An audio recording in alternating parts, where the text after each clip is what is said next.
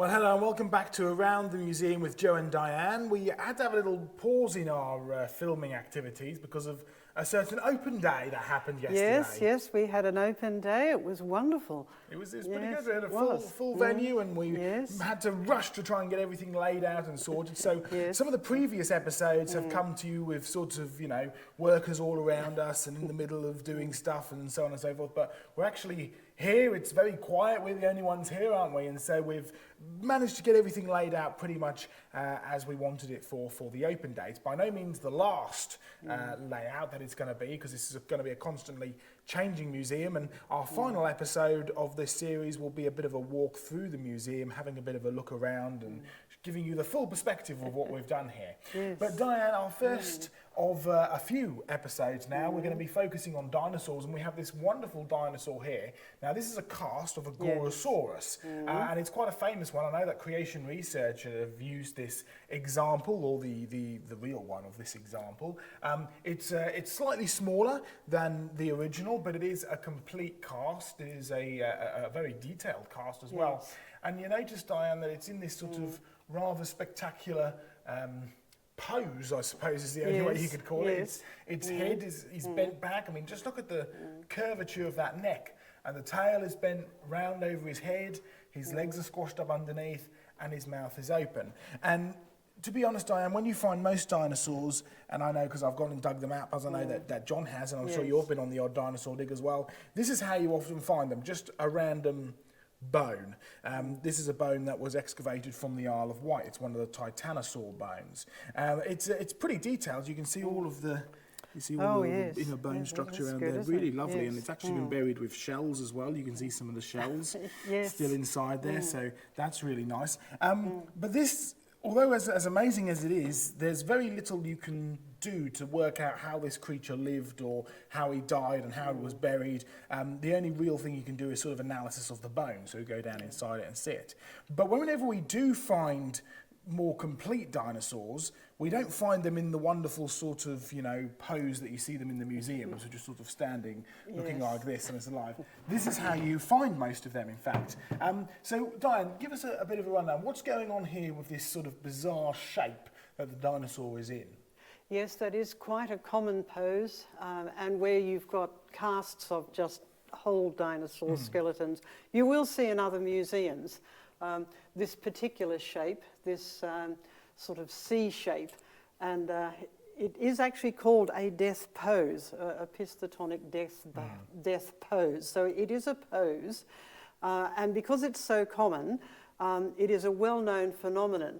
And scientists have tried to work out why this, because it's obviously something is going on here. It's not just as it died. As it died. It's not just an oddity. It's common, and it's not just in this particular dinosaur. There are other dinosaurs that have this particular death pose, with the mouth open, the head bent back, and the tail bent up over. I think it's a really key point to make, right? Because the fossil record is often viewed as a record of life on Earth, right? That's what they talk about, you know, life on Earth in the fossils. But the reality is the fossil record is not a record of life, it's a record of death. Yes, well, it's all dead things. It's all dead things. They're all dead, right? It's a record of how they died, not necessarily how they lived. So you've got to be careful with using arguments like, well, all these dinosaurs are found together, therefore they must have lived together, or all these dinosaurs are found around their eggs, so therefore they must have, you know, built nests and sat on them and stuff. So you do have to be careful at making that assumption, because we are dealing with a dead animal. That's one thing nobody debates over, and that's the fact that this dinosaur is dead. So we're really looking at a record of death on Earth. And so when we start to look at this pose, this common pose, what is it an indication of? Because, I mean, I've dug up dinosaurs like this. We find dinosaurs a lot like this all over the world. But what's the biological explanation for this? Well, this is thought to be the sort of literally your last gasp of a drowning animal. And this happens with mammals and birds as well. It's not just with reptiles. When you're desperate for your last breath, when you're drowning, you do get this spasm in the back of the neck, or well, all down the back. Now, for a short, the spinal cord that runs down through your vertebrae. And the muscles. It's a sort of reflex action. to gasping for breath. So all of the muscles along here go into a spasm. Now, for an animal that has a long sinuous neck and a long tail, that is going to pull it into that distinctive C shape. It's not quite so obvious in an animal or a bird, right? In a mammal or a bird, because they tend to have short necks and no tail. But in a dinosaur, of course, having this long flexible neck, long flexible tail, you do get this extreme pose and with the mouth open. Now, it doesn't last for very long, because when the animal dies, of course, muscles relax, and later on they will go into a sort of spasm again, which is called rigor mortis. But immediately after they die, they will go flaccid. So it's also an indication of how quickly this thing was buried.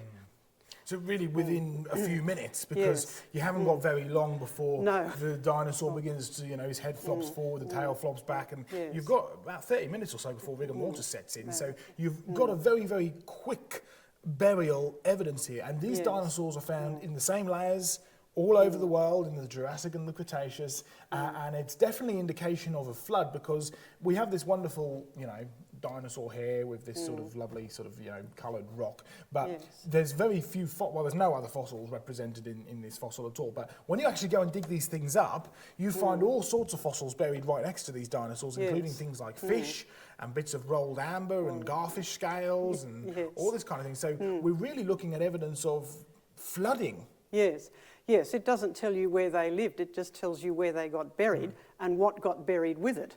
And if you imagine a great mass of sediment, water and sediment sort of rushing across the land, it's going to pick up whatever is in its path.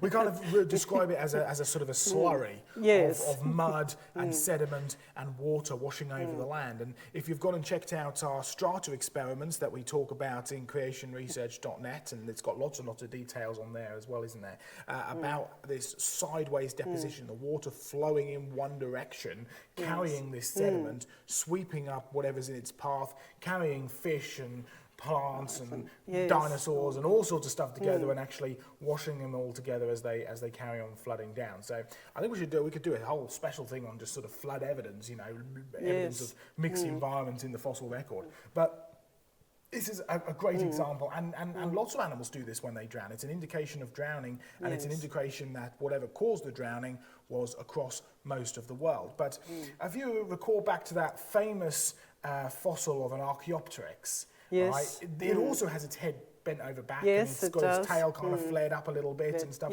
Now, the claim is that dinosaurs evolved into birds, and we'll discuss that a bit more in depth in a later episode when we look at some of our dinosaur feathers.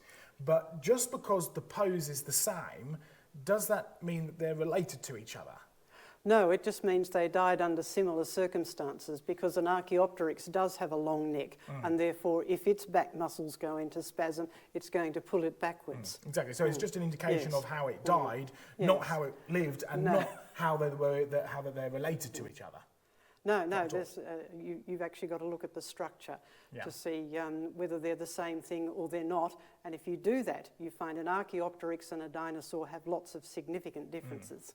And we can talk more about them in a later episode. But for now, Diane, let's head over here to our sort of dinosaur section, because we've got this rather fabulous dinosaur fossil here, which we're doing some actual research on, not just here at Creation Research, but also academically as well. And we've got some rather brilliant examples of fossil bones and fossil jaws and all sorts of cool things. This is one of my favourite ones that we excavated. This is actually an iguanodon it's an iguanodon bone from the Isle of Wight, which is one of the 6th best places in the world to find dinosaurs in. And if you look up close, Diane, you can see how we've got the kind of the black stuff. The black stuff is the bone, but then we've got all these sort of white dots in there. Now, the white dots are not actually part of the bone. They are part of the minerals that have infilled this. And as we were talking yesterday during our open day, when we're talking about things like permineralization and stuff like that, it's something which is often confused with turning to stone. But if you can tell us what permineralization actually means, because it doesn't actually mean turn to stone. No, it means that minerals have infiltrated it. And we need to remember that bone is not solid.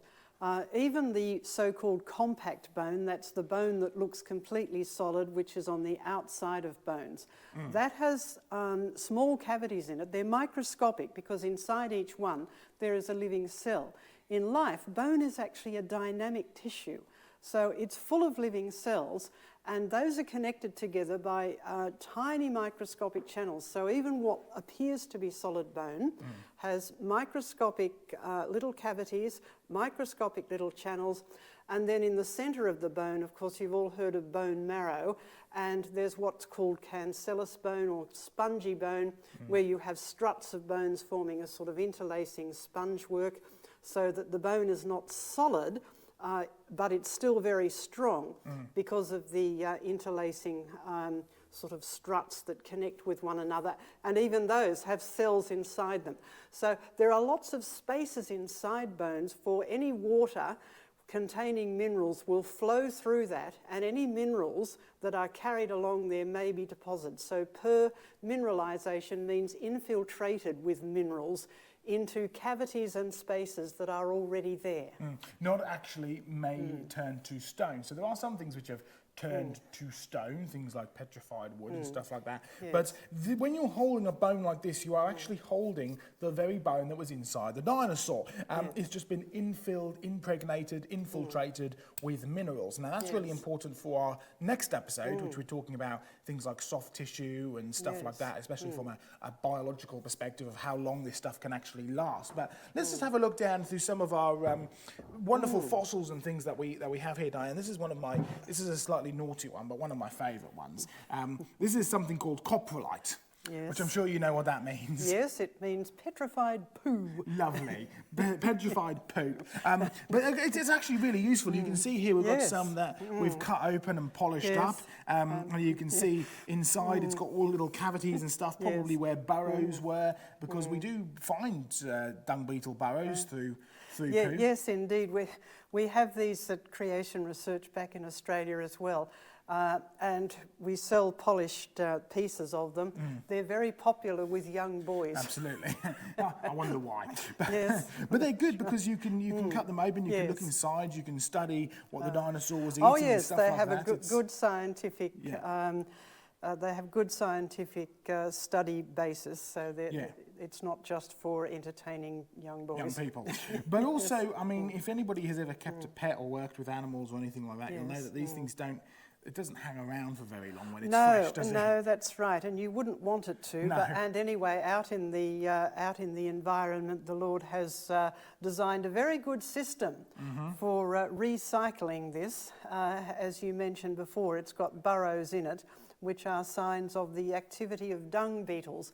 And they sound pretty awful, but they're one of the Lord's best inventions, I think. But it does make an interesting point that when you find little tunnels of dung beetles inside of this, you know that it's actually been fossilised and petrified and turned to stone before it had chance to be finished off by the dung beetle or decay or rot away. So we're definitely dealing with a quick process for sure, and it has to be quick. This stuff doesn't hang around for very long in the slightest. All right, well, let's have a look at some more fossils. This is a really nice example, Diane, of a Edmontosaurus jaw.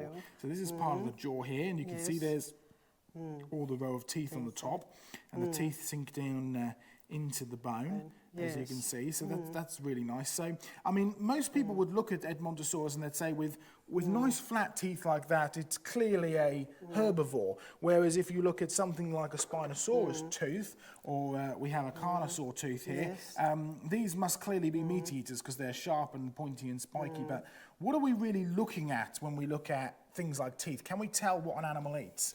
No, we can tell how it eats, what it eats, but we can't tell what it eats unless we can actually dig it up with some stomach contents.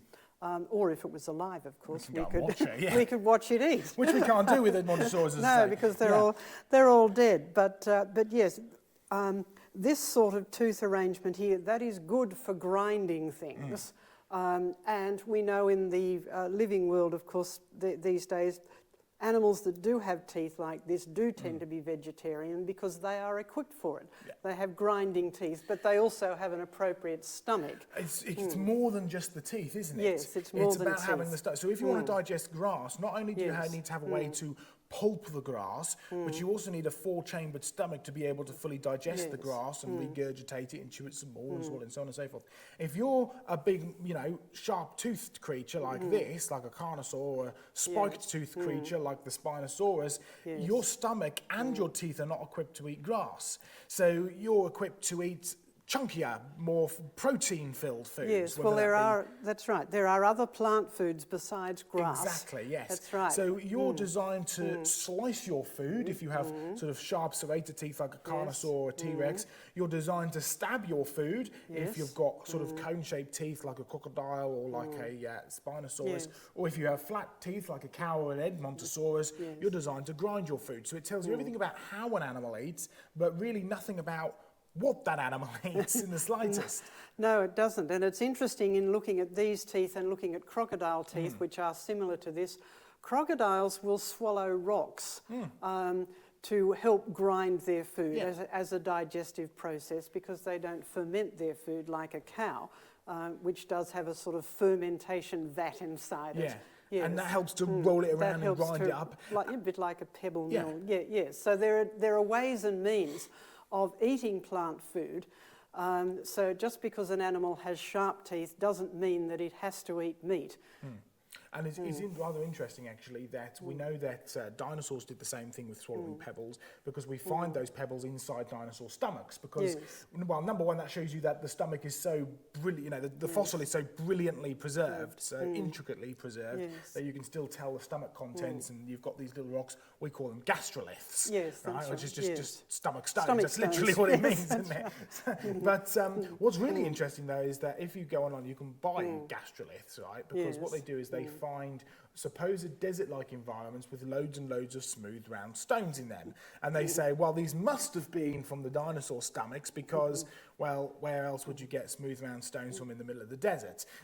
Of course, if you actually dig into the rocks and find what the evidence actually shows, many of these round stones that are found just scattered around are probably from floodwaters, not from the Yes, they're just rolled rocks that you find in rivers and streams today. Because what's really interesting, you find something ridiculous like 30 times to 40 times more stomach stone deposits than you do dinosaur deposits. So there's some kind of a discrepancy going on there. But it's a really important point when we're talking with about dinosaur teeth and plant, because we have plenty of plant eaters today that have big sharp teeth, serrated teeth even, things like iguanas and stuff like that. Yes, that's right. Well, even crocodiles and alligators have been shown that they eat fruit as well as anything that falls in the river.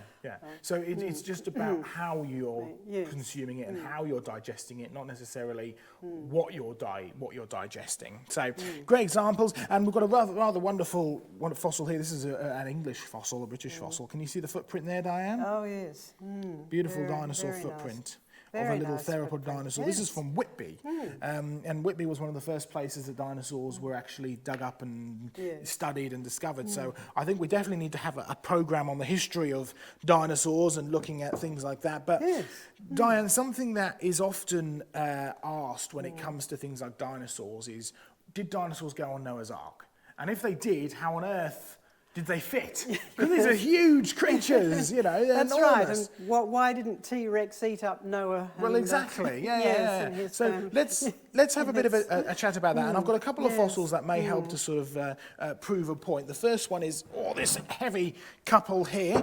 There's actually two here, and I've got another two in the same rock. They're here, look, slightly different shapes, but they're the same kind of thing. What are we looking at here?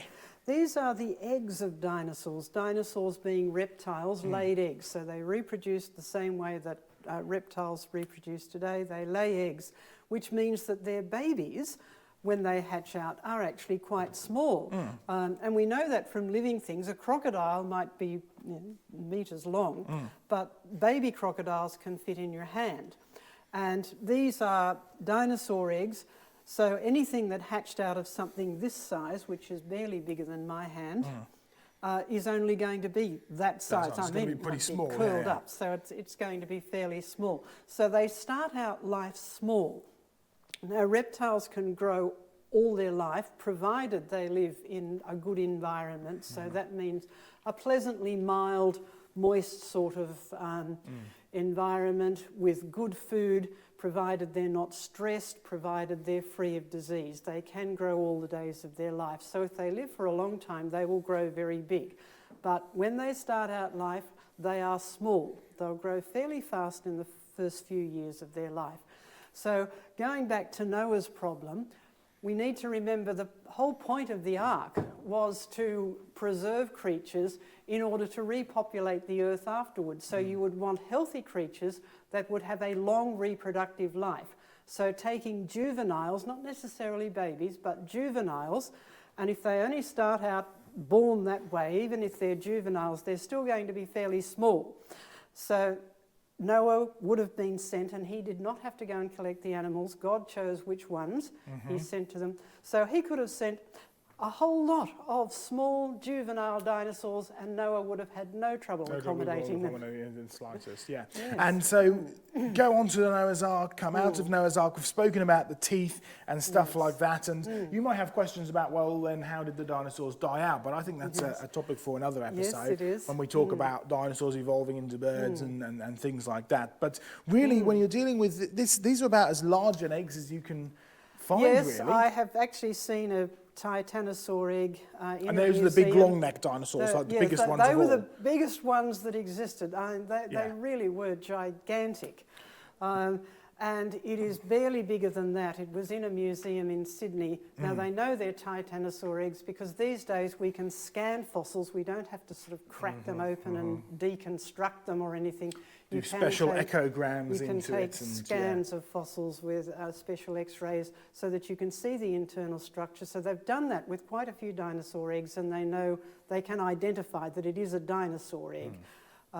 So even the biggest dinosaur that's ever been discovered, Titanosaurs, one of the big Brontosaurus type dinosaurs, their eggs are only slightly bigger than this one. So biggest dinosaur eggs, biggest dinosaur, only that size. Well, I'm going to just have to ask you now, Diane, because you've just mentioned the word brontosaur, right? Yes. Brontosaurus. Now, see, my dad grew up knowing all about Brontosaurus and had pictures of Brontosaurus. And then when I was growing up, I was told that Brontosaurus was a fake dinosaur. It was never real. And now you're using, are you just behind the times? What's going on here? No, this is an example of something that's done a complete circle. Yes, there was a time when the term Brontosaurus was, that is an unscientific term. The original Brontosaurus fossil did not have a head, so they put a head from another dinosaur on it. Yeah. And so the amalgamated too. That's right. And so the purists decided, no, we must classify this original dinosaur skeleton without a head, Apatosaurus, which means dinosaur without a head. Right. Which is what it was. Which is literally what it was, so that was quite reasonable. But of course, they've continued to look for dinosaur, and there's thousands and thousands and thousands of them in the USA and in Canada. And they have found dinosaurs that were like the original one that they found that they named Brontosaurus, but in fact it did have a head. So therefore, in the scheme of naming things, the first time something is given a name, that name should become its official name. So Brontosaurus has made a comeback, and we have written about it in our newsletter, and it's now on our fact file, so you can go and look that up on our creation fact file. And there is an article there, Brontosaurus is back. So there you go, another full circle. It's amazing how science goes around and around right. sometimes. Well, Diane, I just wanted to have a quick look at this actually, because I was confused with this. See, I got this, and it said Spinosaurus dorsal vertebrae, okay?